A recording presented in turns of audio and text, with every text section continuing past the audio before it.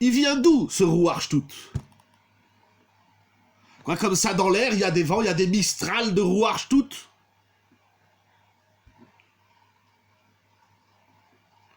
Je vais lire avec vous une phrase du Kdushat Levi, du Rav de Berditchev, Rabbi Yitzhak Levi de Berditchev. Il dit la chose suivante. On va lire, on va traduire. C'est profond. Parce que qui dit Neshama, nous dira Volbe Alav Shalom, dit Pnimiyut, intériorité. Comme nous rappelle Rav Volbe Alav Shalom, on est dans un monde où parler d'intériorité, c'est presque une ironie. Rav Volbe dit, l'homme d'aujourd'hui ne sait pas c'est quoi le monde de l'intériorité. Et même si aujourd'hui il y a des centres de bien-être, tout ça, et être en harmonie, je reprends votre mot, avec son être intérieur, ça n'a rien à voir avec la Neshama. La Neshama, c'est la pnimiyut de la pnimiyut de la pnimiyut au plus profond de son être. C'est l'intimité de l'homme avec lui-même au plus profond de ce qu'il peut être. Il y en a qui appellent ça le Ratson, il y a plein de mots.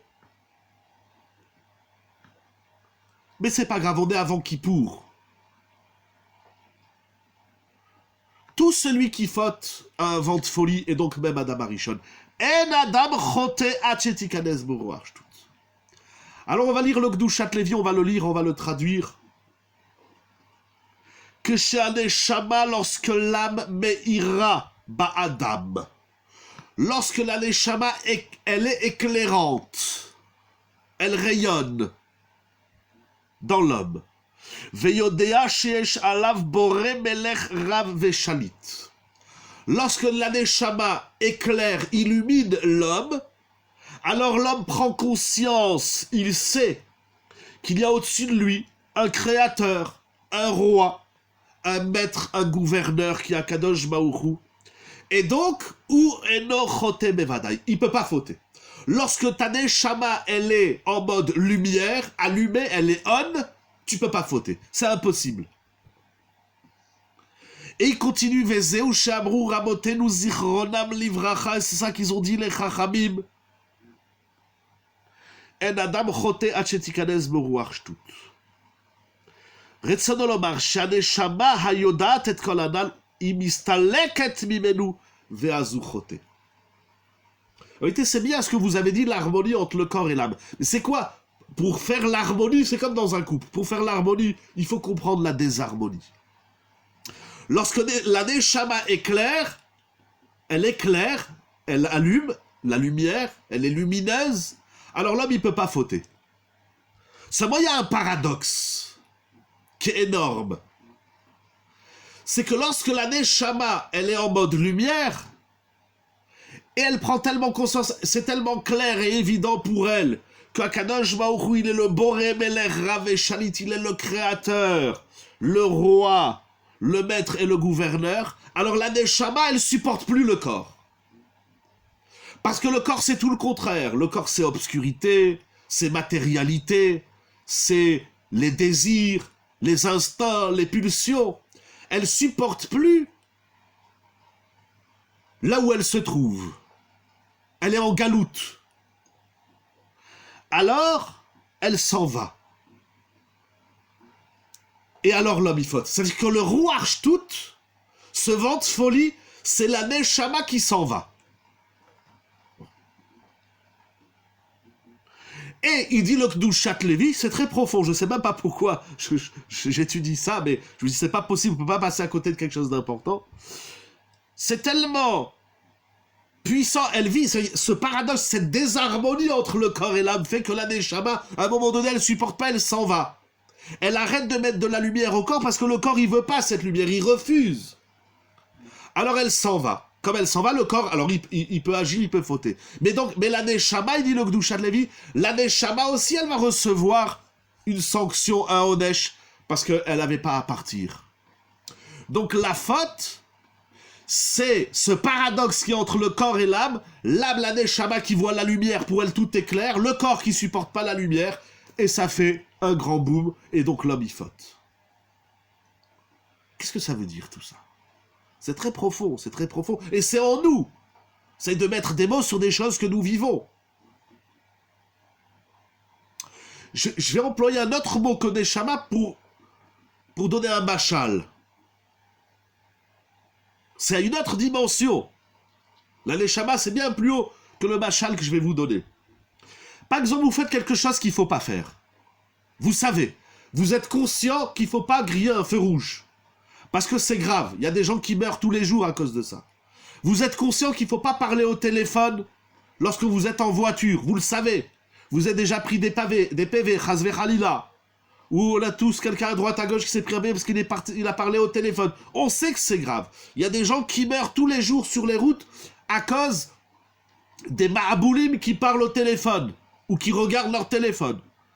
Donc ma conscience me dit, ne regarde pas ton téléphone, tu conduis. Mais mon corps, il n'a pas envie de ne pas regarder le téléphone. Ah, ce Yetzerara. On est prêt à tuer, à faire un accident, à se prendre une voiture, Chazve Khalila, lo alenu velo alechem, pour regarder qui c'est qui m'a envoyé un message. Ça n'existait pas, ça, il y a 20 ans. Donc le corps, il dit, moi, je veux regarder mon téléphone. Vous savez, un jour, j'ai pris un taxi. Je monte dans le taxi, le type, il conduit, et à gauche, un taxi, hein, pas un chauffeur d'autobus ou autre. Il conduisait et à gauche, il y a le rétroviseur à l'extérieur, à gauche, il avait son écran téléphone. Il conduit, il regarde l'écran. Je lui dis, qu'est-ce que tu fais? Il regardait sa série, il me fait, il y a une série télévisée, je veux pas la manquer. Je lui dis, tu t'arrêtes, tu me laisses descendre. Tu veux regarder ta série télévisée, tu la regardes tout seul, ou tu t'arrêtes. Il fait, ne t'inquiète pas, je fais ça depuis des années. Nora Veayom. Mais je lui dis, mais c'est dangereux. Il me dit, je sais, mais je fais attention. Moraï Verabotaï, c'est un petit machal. On est tiraillé entre notre esprit et notre corps. Maintenant, il faut le faire aussi au niveau de la Neshama. La Neshama, c'est encore un niveau bien plus élevé. Alors, la Neshama, c'est comme, par exemple, vous avez découvert la vérité, le Hémet, Baruch Hashem. Et quand vous avez en face de vous quelqu'un qui est dans le sheker, ça vous insupporte. Alors, vous partez. Vous essayez de parler, d'expliquer, de démontrer. Et là, non, il reste buté dans son mensonge, dans son sheker. À un moment donné, ça vous insupporte. Vous partez. Vous quittez la salle. Parce que ça vous insupporte. Ce sheker vous insupporte. Ce qui est normal. C'est tout aussi normal de partir que anormal. Parce que si tu pars, qui c'est qui va expliquer à l'autre qu'il est dans le mensonge? Qui c'est qui va lui montrer la vérité? C'est ça la désharmonie. Il faut bien comprendre le paradoxe que nous vivons. D'un côté, on a la conscience de la vérité. Une expression indulgente, ce n'est pas une cause. Pas du tout. Le grain de folie, le rouage tout, c'est pas de l'indulgence. C'est pour dire à l'homme, tu es fou. Quand on dit à quelqu'un, tu es fou, ça veut dire, ah ben si je suis fou, alors... Non, non, non. L'erreur, c'est pourquoi tu t'es laissé à la folie. C'est-à-dire qu'il faut courir après sa Neshama. Justement, j'y arrive. C'est quoi que la Neshama, elle est partie? Elle va où? Je sais pas. Et c'est le retrait de la Neshama qui fait que l'homme, il faute. Il dit le Gdushat Levi. C'est extrêmement profond. C'est comme s'il y a la Neshama, il y a le gouffre et il y a moi au milieu. Le moi, c'est l'addition du gouffre et de la Neshama. Et comme la Neshama, elle s'en va, je dois la retenir. Je dis non, reste ici. C'est mon garde-fou. C'est mon impulsion de vie. Imaginez que notre cœur, s'il ne nous supporte pas, il s'en va. Reste ici, tu es fou ou quoi? Ah, sur le cœur, on a la conscience. Qu'est-ce qui fait partir la Neshama? Et qu'est-ce qui retient la Neshama? Justement, c'est notre conscience. La Neshama s'en va lorsque nous ne sommes pas conscients que nous avons une Neshama. Et, par étape, par niveau, il y a celui qui n'est pas conscient de la Neshama, il y a celui qui est conscient parce qu'au moins il le dit, et il y a celui qui comprend, qui étudie, qui approfondit. Il faut étudier la Neshama. Il y a des textes magnifiques dans la Gemara, dans le Zohar beaucoup, bon, je sais pas, le Zohar je comprends pas, mais dans la Gemara, dans les midrashim. Alors, vous posez la question, est-ce que nous sommes maîtres de notre neshama? Je dirais pas que nous sommes maîtres de notre neshama parce qu'on est maître de rien du tout. Mais je dirais que nous avons une certaine maîtrise de notre neshama. On peut empêcher notre neshama de nous quitter par ces grains de folie. Comment? Par la conscience, par l'étude, par la recherche de Hémet, par la tolérance, par l'ouverture. On va avancer un peu. Donc la faute, c'est le retrait de la neshama. Il faut retenir sa neshama. Vous savez, dans la paracha de Haazinu, nous allons lire cette semaine Bezrat Hashem entre Kippour et Sukkot.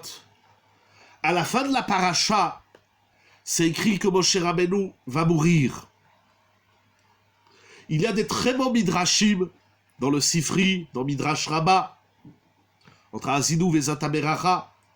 Le discours que Moshe Rabbeinu il a avec sa neshama. Il ne veut pas laisser sa neshama quitter son corps. Il demande à Kadosh Baruch Hu. Personne ne veut mourir, chas v'shalom. C'est pas quelqu'un qui dit tu vas mourir, il dit ah ben d'accord, ok, ben je vais mourir.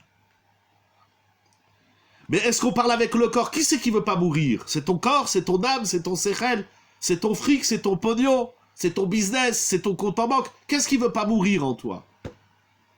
Qu'est-ce qui ne meurt jamais? Puisqu'il reviendra, c'est la neshama.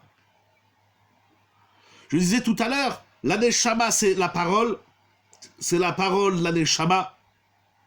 Et c'est donc parler avec sa neshama. On devient un peu gaga, chas v'chalila. C'est là où on devient intelligent. Alors comment on fait ça?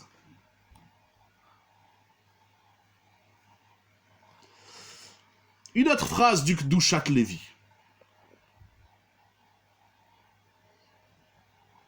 La neshama perçoit, comprend qu'il y a un maître dans le monde, un créateur. Et précisément, il dit pendant le mois de Tishri. Dirshu Hashem beimatzo, kiraou beyoto karov, ori veishi ori ze Rosh Hashanah ishi ze Yom Kippourim. Du premier Tishri, c'est-à-dire de Rosh Hashanah jusqu'à Kippour et au Shana Rabbah, l'âme, la neshama, elle est plus sensible, elle est plus à l'écoute. Parce que je m'en fous, il a fait comme ça de la présence d'Hachem. Et il continue, Mechamat mechilat avonot az aneshama maseget abore olam. C'est incroyable. C'est incroyable.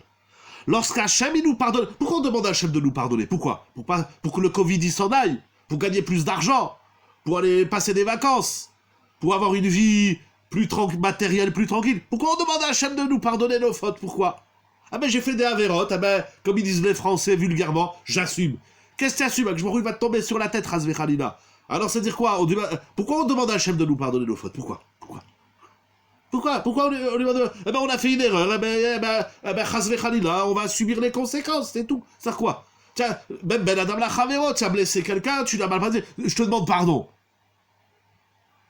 Oui, Shabbat, on a donné Shabbat.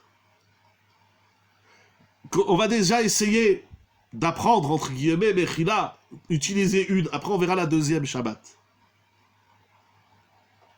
Pourquoi on demande à Kadosh Baruch Hu de pardonner nos fautes? Pourquoi? Tu vas chez quelqu'un, tu l'as mal parlé, tu dis, bon, excuse-moi. Non, je t'excuse pas. Pourquoi tu veux que je t'excuse? Tu m'as blessé, tu m'as fait honte devant tout le monde, tu m'as bousculé. C'est quoi que je te pardonne? C'est quoi qu'on demande à Kadosh Baruch Hu qui nous pardonne nos fautes? Pourquoi on veut être pardonné? Pourquoi on fait le vidouille et pourquoi Kadosh Baruch Hu il enlève les drames de la planète? C'est tout. Que pour ça. Que pour avoir une vie matérielle, pour brouter dans les champs comme une vache, ou s'envoler d'une fleur à l'autre comme un papillon. C'est ça, tout ça pour ça. Il dit le Kedushat Levi, on demande à Kadosh Baruch Hu qu'il pardonne nos fautes, parce que les fautes, elles étouffent, elles enfouissent la neshama, et elles empêchent la neshama d'éclairer. Dans les mots, Mechamat mechilat avonot, az aneshama maseget abore olam.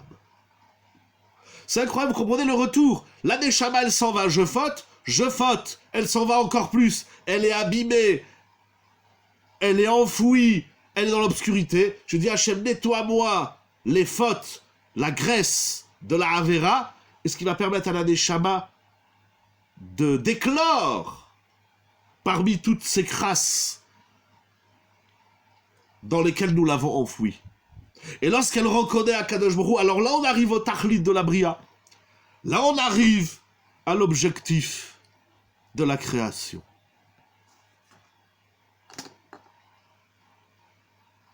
Et là le corps, lorsque la Neshama elle est claire, le corps y suit. C'est pour ça, une petite parenthèse, que la Neshama, elle doit être à l'écoute du corps. Mais le corps, il doit aussi être à l'écoute de la Neshama. Après qu'on a bien expliqué, on a tenté, il y a encore on peut parler encore des heures pour expliquer tout ça, mais après qu'on a essayé, on a tenté d'expliquer la désharmonie, c'est quoi le corps, c'est quoi l'âme, alors on va apprendre à les mettre en harmonie. La Neshama, elle doit être à l'écoute du corps. Un exemple très simple. Vous avez compris une vérité, un chidouche, vous voulez le transmettre à quelqu'un en face de vous, qui mange pas kasher, qui est dans le mariage mixte, lo alenu, qui fait des avérotes. Je vais t'expliquer la vérité, il peut pas, c'est impossible. C'est impossible. La Torah, c'est pas que de l'intellect. La Torah, c'est pas que du raisonnement intellectuel, philosophique. C'est pas que ça, la Torah. La Torah, c'est la Neshama. Pour parler à quelqu'un... Alors, vous essayez de lui donner une vérité, mais il ne peut pas comprendre. Alors, vous allez essayer d'adapter le discours pour que son corps, sa matière, son Yetzerara, ses pulsions, ses désirs, on va essayer de sensibiliser tout ça. On va essayer de briser des écorces extérieures. Tu peux pas étudier, comprendre la Torah, être approché de Dieu si tu manges du cochon. C'est impossible. Comme ça qu'Akadosh Baruch Hu, il a dit. Comme ça que Baruch Hu, il a décidé. N'essaye pas d'être racham, c'est pas possible. C'est vrai, je vous demande pardon parce que on n'a pas... certainement pas défini, je ne suis pas là pour définir c'est quoi la Neshama, elle est où la Neshama. Il y a tellement de niveaux aussi dans la Neshama, c'est un olam. Mais est-ce qu'on est à l'écoute, ne serait-ce que de notre intériorité? Pas l'intériorité juste psychologique, j'ai rien contre, mais la Torah c'est bien au-delà de la psychologie, de la philosophie, etc., etc. Est-ce qu'on est à l'écoute de ce monde intérieur qui est moi-même, qui se trouve à l'intérieur de moi-même? Alors la Neshama, elle doit être à l'écoute du corps. Parce que si la Neshama elle a compris une vérité, il faut qu'elle arrive à la transmettre au corps. Premier exercice.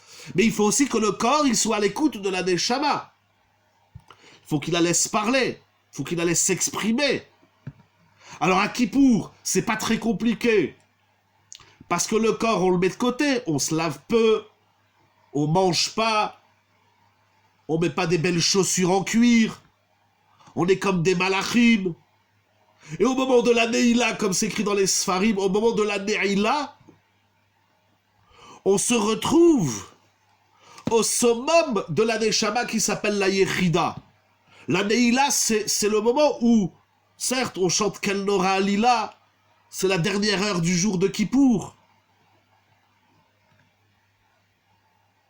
C'est, comme s'exprime le Rav Scheinfeld, il ramène les Sfarim. Je vais vous lire une très belle phrase dans Eshamoadim Neila, Mitraber, au moment de la Neila de Kippour, chacun il se relie. El nekudata kodesh kodashim shebetoro. Chacun il se reconnecte avec le point le plus kodesh kodashim, le plus saint, le plus élevé, le plus haut, le plus divin, le plus spirituel, le plus élevé, le plus profond qu'il y a en lui. En d'autres termes, au moment de la Neila,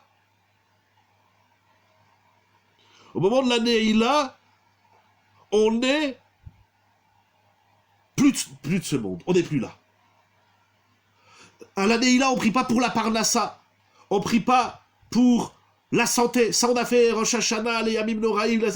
À la Neila, on dit à Kadosh Baruch Hu, je sais que moi, ce qui fait de moi ce que le moi est, n'est pas seulement ce que moi je vois de ce que je suis. Est-ce que vous m'avez suivi? D'ailleurs, on va terminer sur une histoire et sur un point fondamental. Le Rav Tikoczynski, dans son Sefer Gesher HaChaim, pour expliquer c'est quoi la Neshama, il ramène une histoire. On va raconter une petite histoire.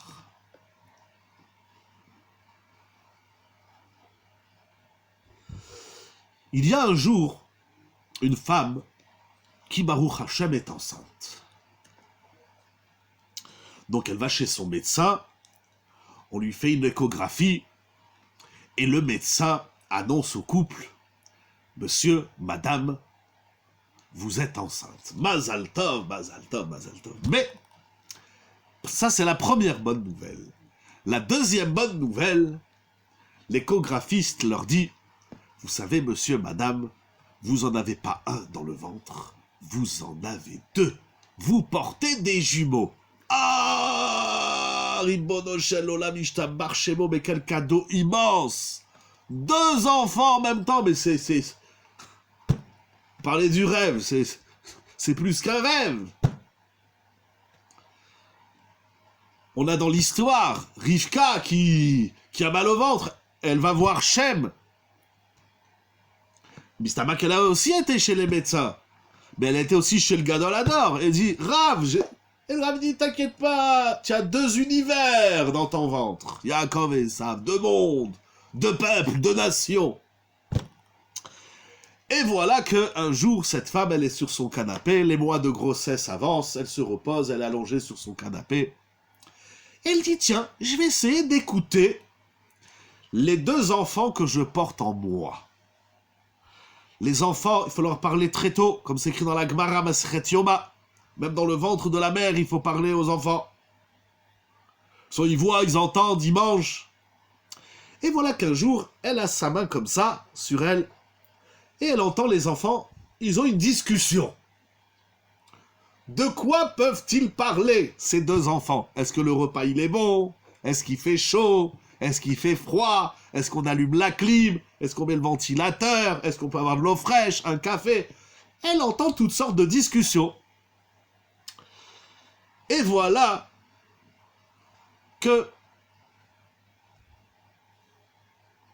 ils se mettent, les deux frères, à discuter du monde.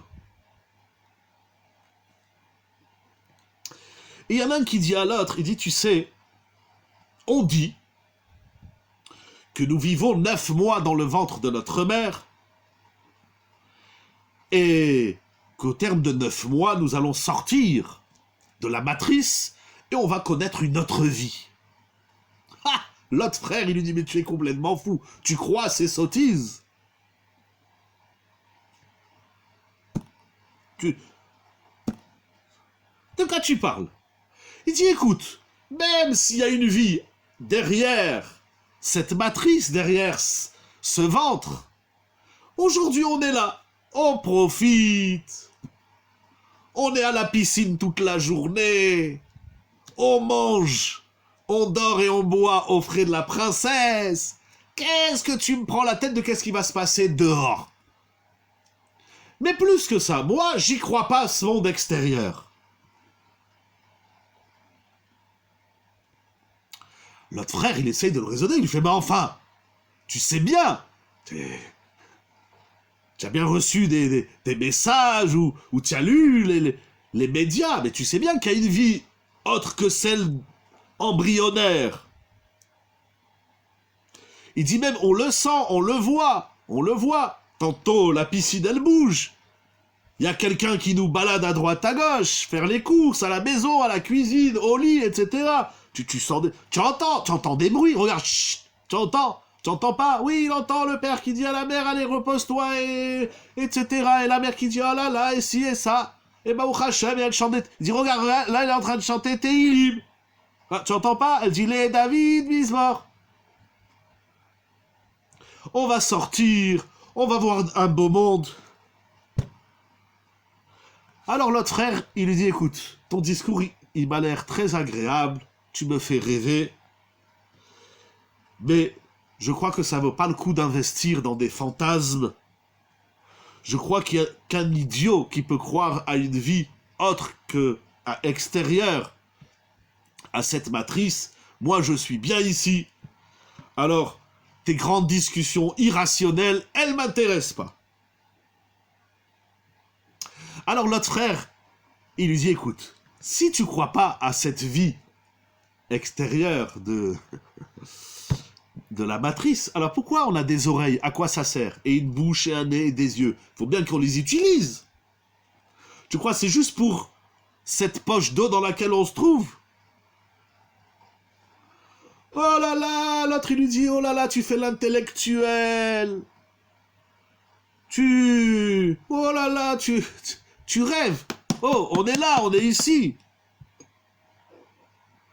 Moi, je sais une chose, je ne crois qu'en ce que je vois. Je vois qu'on est ici, ne me parle pas de l'après.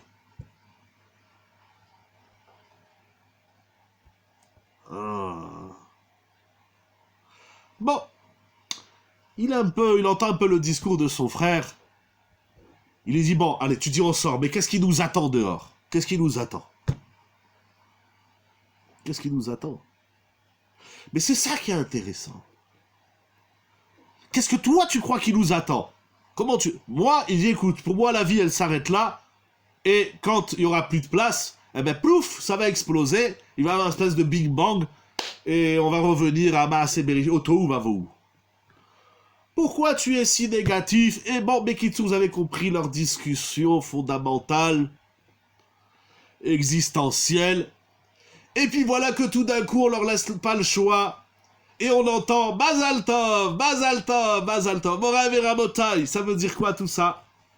Je vais vous le dire dans les mots de Rav Itamar Schwartz dans son livre Bilvavi Mishkan Evne.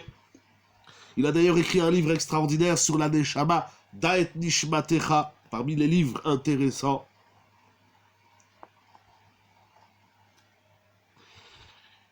Une phrase, parce que c'est vraiment un univers, la Neshama. Il dit, il faut bien comprendre. Ha Neshama ina metziut gmura kemo she'aguf metziut gmura. La Neshama, elle existe autant que ce que le corps existe. La Neshama, c'est pas une option. Que tu la vois, que tu la vois pas, que tu y crois ou que tu y crois pas, elle est là. C'est une réalité.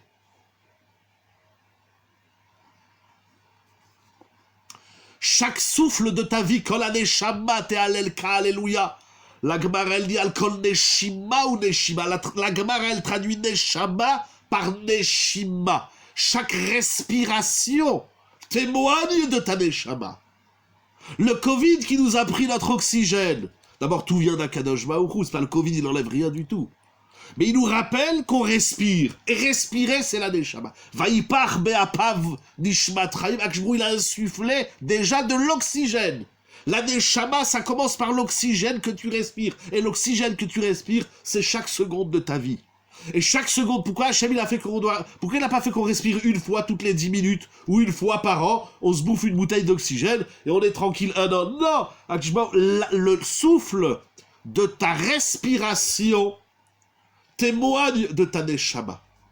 C'est pas les poumons qui font l'air, c'est la neshama qui fait l'air pour que le poumon travaille cet air et diffuse l'oxygène dans le sang, etc., etc.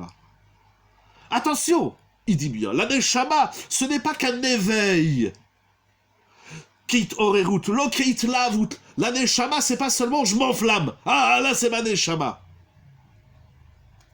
Par exemple, des expressions même joyeuses. Là, ma neshama, je la sens. Non, la neshama, elle est tout le temps là. Que tu la sens ou pas, elle est là. Il faut juste avoir cette conscience. Tout cela, light lavut, light orerut et light paalut. Pardon, je termine dans 1 minute. Si. Voilà, merci. Tout ça, c'est vrai. Light orerut, l'éveil. Je m'enflamme, light lavut, light paalut. Tout ça sont les dérivés de la neshama. Avala shoresh la kol wa metziut hagmura shel la neshama. La racine de tout, c'est que la neshama, elle existe. Et d'ailleurs, la Gemara, elle dit dans ma Sechet Brachot, j'ai oublié le daf, mais je crois que c'est au début, daf Yud peut-être, j'ai oublié, que la Neshama, elle se trouve, elle remplit le corps. Tant que ton corps il est là, il y a une Neshama. Que tu y crois ou non, ça change rien, elle est là. Preuve en est, à 120 ans, quand elle s'en va, ton corps, on le remet à la terre. Le plus tard possible. Pourquoi? Pas seulement pour jouir de ce monde et de cette vie, mais une harichut yamim, pour qu'on prenne conscience de cette Neshama qui nous habite. Lorsque vous dites que Esav, il est le corps, et Yaakov, il est la Neshama, il faut faire très attention. Parce qu'il ne faut pas oublier que Esav, il avait une Neshama. Et que Yaakov, il avait un corps. Seulement, Yaakov, il savait, il a su. La Gemara, elle dit que la Neshama, elle se trouve dans le corps tout entier. La Neshama, elle habite tout le corps. Dans le moindre petit recoin du corps. Non, la Gemara, elle parle de Neshama. Après, ok, il y a différents niveaux. J'y arrive. Mais la Gemara, elle parle de la Neshama. Mais ça commence par le souffle, par la respiration. Yaakov, il a su. D'ailleurs, on voit que Yaakov, c'est un homme d'action. Il est sur le terrain. Il est avec des animaux. Il est avec de la récolte. Il est dans le corps. Mais il écoute sa Neshama. Il s'est resté émet. D'ailleurs, c'est le pasuk Beyadechav Kidruchi. Padita oti Hashem kel émet. Le émet, j'ai envie de dire, c'est le baromètre de notre Neshama. Combien tu touches, tu comprends, tu perçois le émet, alors ta Neshama, elle est nettoyée, et il y a une lumière, et une lueur de cette lumière qui ressurgit, qui éclot de l'intérieur de toutes les avonotes. Yiratson. Je vous demande Mechila parce que j'ai appuyé sur un bouton. Yiratson, qu'Akadosh Baruch Hu nous permette de Sherzartabi Nishmati d'être. Il faut, la Neshama, ça vient, il faut revenir à Bereshit. Depuis le début, on arrive bientôt, on est à Zinou. Mais bien étudier la Neshama, déjà d'en être conscient. Même si on ne la comprend pas, elle est là. Je ne comprends pas qu'il y a des gens qui ne comprennent pas qu'ils ont une Neshama. Ils croient qu'ils sont des vaches, qui votent pour un tel ou pour un autre, etc., etc. Qui sait qu'il y a une Neshama? Qu'est-ce qu'on fait de la Neshama? Comment on va à la découverte de sa Neshama? Comment on va à l'écoute de sa Neshama? C'est tout un travail. Kol veyomar, que se réalise en nous cette filote que nous avons dit, que nous dirons encore à Kippour. Veyomar kol asher Neshama be'apo Hashem Elokei Israël malach ou malchuto bakol mashala. Tout ce que tu vois quand tu dis Baruch ata Hashem Elokenu melech haolam she'akol niyeh midvaro, c'est ta Neshama qui parle. C'est dire quoi? C'est vrai, je vous demande pardon. Je suis loin d'avoir expliqué tout ce qu'il fallait expliquer. Je suis loin d'avoir dit tout ce qu'on a dit. Mais à un moment donné, et surtout pendant la Neila, recueillons-nous sur nous-mêmes. N'attendons pas de quitter ce monde pour que les autres ils se recueillent sur notre tombe, allez-nous. Mais recueillons-nous nous-mêmes sur nous-mêmes, Adma Avesrim, tant qu'on est vivant, de comprendre l'enjeu, la vérité, cette metsiout, cette réalité, tout autant, si ce n'est plus que le corps de notre Neshama. Je vous souhaite un bon jeûne de Kippour. Demain, c'est une mitzvah de manger. Pour les hommes comme pour les femmes, comme c'est une éposek Ravadé Yosef, à la Shalom. Donc il y a du travail. Passez un bon Kippour, un bon jeûne. Qu'on n'ait pas de problème de santé. La Noul Chol Israël. Qu'on puisse faire des bonnes tfilotes. De chanter, de cantonner les tfilotes, les slichot. Mais pas seulement un chant d'une belle voix. Pas seulement un chant parce que nous comprenons ce que nous disons, mais un chant qui émane du plus profond de notre être, pour laisser la profondeur de notre être, la plus élevée, la plus nishmatique possible, reconnaître Akadosh Baruch Hu, qu'Akadosh Baruch Hu, il adresse à tout le clan Israël, Bechilat Avonot, le pardon de nos fautes, pour que Yiratson, nous puissions connaître des jours meilleurs. La Noul Chol Israël, dans la vie matérielle, la santé, la parnassa, le shalom baït, les enfants, la réussite matérielle, pour mieux rebondir dans le spirituel et dans la neshama. Je voudrais, bien évidemment, rendre hommage à Kadosh Baruch Hu, Elokai neshama shenatata miteora. Modéani lefanecha melechai vekayam shechezarta bi nishmati, ma neshama elle est à moi, Et personne il aura ma neshama, et personne il aura ta neshama. Soyons à l'écoute de notre propre neshama qui est unique dans l'histoire et qui restera unique. Et rendons-la encore plus unique. Je voudrais vous souhaiter Shana Tova Mikol Alev, du plus profond du cœur, quand la neshama te'alel ka'aleluka, sans oublier, exceptionnellement, je le dis de cette manière, de remercier tous ceux qui sont avec nous. Bezrat Hashem, on se retrouvera très prochainement, vous recevrez les messages, Bezrat Hashem. Un grand merci à mon ami Rabbi Yonatan et son épouse, à qui, de toute évidence, nous souhaitons un immense Mazal Tov. Qu'Akadosh Baruch Hu vous permette de faire bientôt la Brit Mila de votre fils, que vous connaissez la santé, la joie, qu'Akadosh Baruch Hu donne des enfants à tout le clan Israël, et que vos enfants ils grandissent dans la Torah et les mitzvot pour diffuser le nom d'Akadosh Baruch Hu, pour la gloire d'Akadosh Baruch Hu. Veyomar kol asher neshama be'apo Hashem Elokei Israël Malach ou Malchuto Bakol Mashala. Shana Tova, Gmar Hatzima Tova, des cascades abondantes de brachot, la nous ou le Chol Israël. Amen. Bon Kippour.